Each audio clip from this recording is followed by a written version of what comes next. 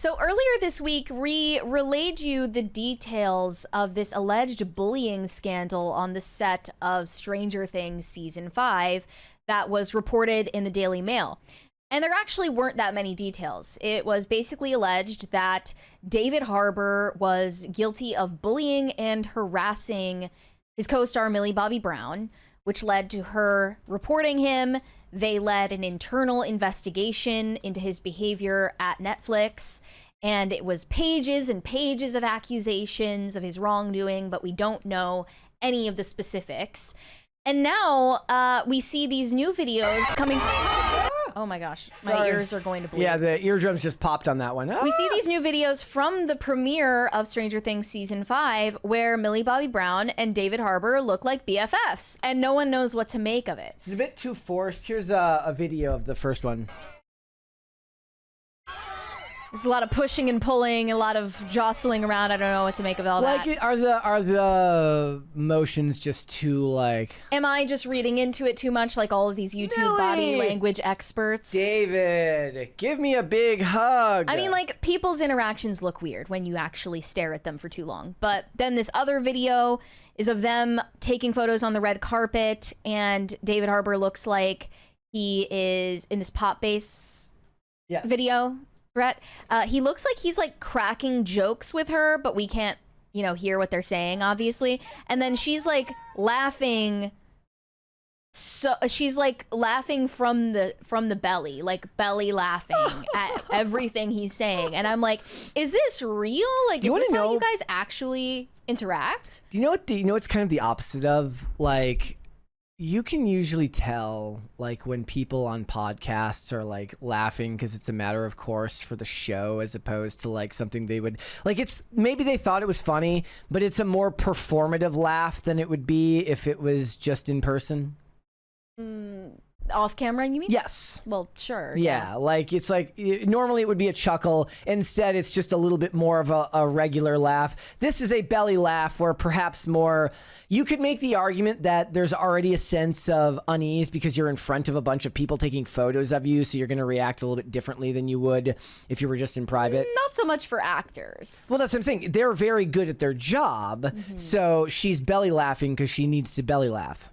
So people are suspecting that Netflix instructed them to behave very friendly with each other in front of the cameras because they want to counteract this narrative that they have any dispute behind the scenes. Or it could be the case that Daily Mail's entire report was hearsay. It was a game of telephone gone wrong, and none of it was substantiated in the first place. Correct. And a new piece from The Hollywood Reporter seems to confirm that theory. Sean Levy weighed in, as well as the Duffer Brothers, saying that the bullying claims about Stranger Things are completely unfounded and wildly inaccurate. It says in The Hollywood Reporter, when asked about the bullying claims on the red carpet, Ross Duffer said that, obviously you understand I can't get into personal on-set matters, but I will say we've been doing this for 10 years with this cast, and at this point, they're family, and we deeply care about them. So, you know, nothing matters more than just having a set where everyone feels safe and happy. Was that now, Ross? Like, Dex Serto reported it as Matt. That was Ross Duffer while he was standing next to Matt Duffer. All right. And then also at the premiere, The Hollywood Reporter asked the director and executive producer Sean Levy how production handles a bullying complaint on set and makes sure everyone feels safe and respected. He said, at the end of the day, that's the job. You have to create a respectful workplace where everyone feels comfortable and safe. And so we did everything to build that environment. And we're proud of the fact that we did. I've read a bunch of stories and they range from wildly inaccurate to ... He just stopped there. There's so much noise around it. But the truth is that we view this crew and this cast as family. And so we treat each other with respect. And that's always been bedrock. So he is basically denying the Daily Mail story without naming it. And going into any detail.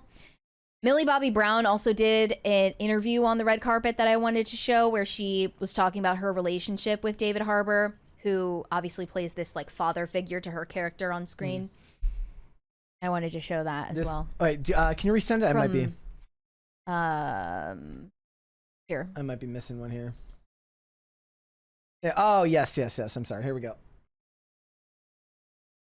You and David on the this carpet together. Everybody, talk to me about how special that connection is and really all these relationships you have formed in your formative year. I obviously have a really special bond with David because we have a father-daughter relationship, and we do every scene together. Yeah. And you'll really get to see that, in season 5. It's been so special to have him along the journey for me. Winona, the kids. I'm really honored to have played 11 and to have met such amazing people along the way. In some ways, your childhood is so well documented. I know, it's on Netflix, but most of my childhood is on Netflix at this point. That's true. Very, very honored. I love it. Okay. I know she was joking there, but it's kind of real. Yes, I'm honored.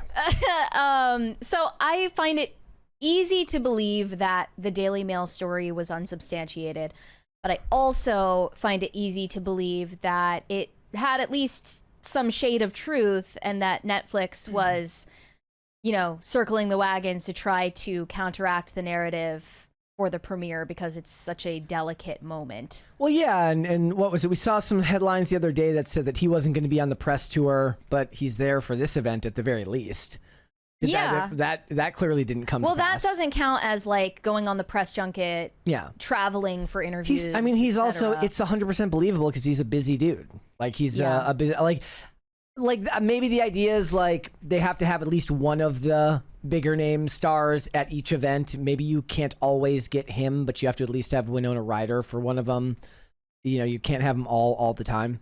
There's also the question of like Noah Schnapp because his reputation is in the gutter. He is an outspoken Zionist, and obviously all of the Gen Z fans of the show turned on him when they learned that about him. I mean, has that really mattered? Like he hasn't really been in the news. Well, it mattered insofar as fans online expected the rest of the cast to ostracise him as a result, which is of course not going to happen. That's the story of activists online, right? Mm-hmm. I remember what was it like?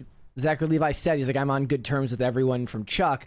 And I'm like, if that show was newer, people would be expecting the rest of the cast to somehow, turn their back on you, openly.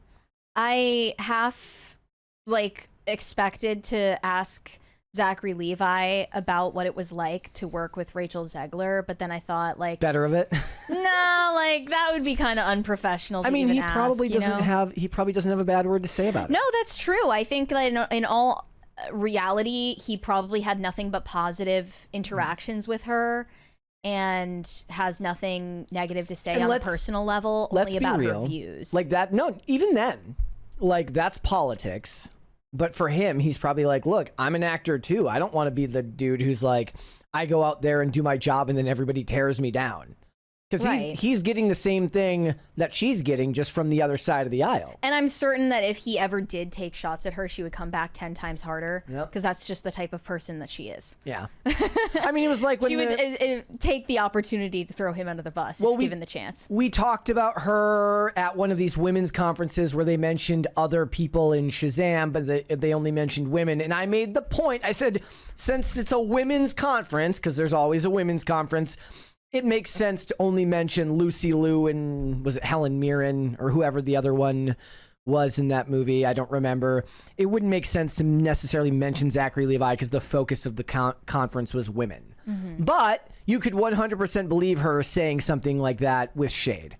Right. And they were all laughing at the dig at Shazam at that same women's conference. For Glamour. I'm sure all of you saw it. You saw it. You wouldn't make a joke like that about Snow White, even though it was even more of a flop. And didn't it flop worse than Shazam 2? No? Probably about the same. I'll look it up.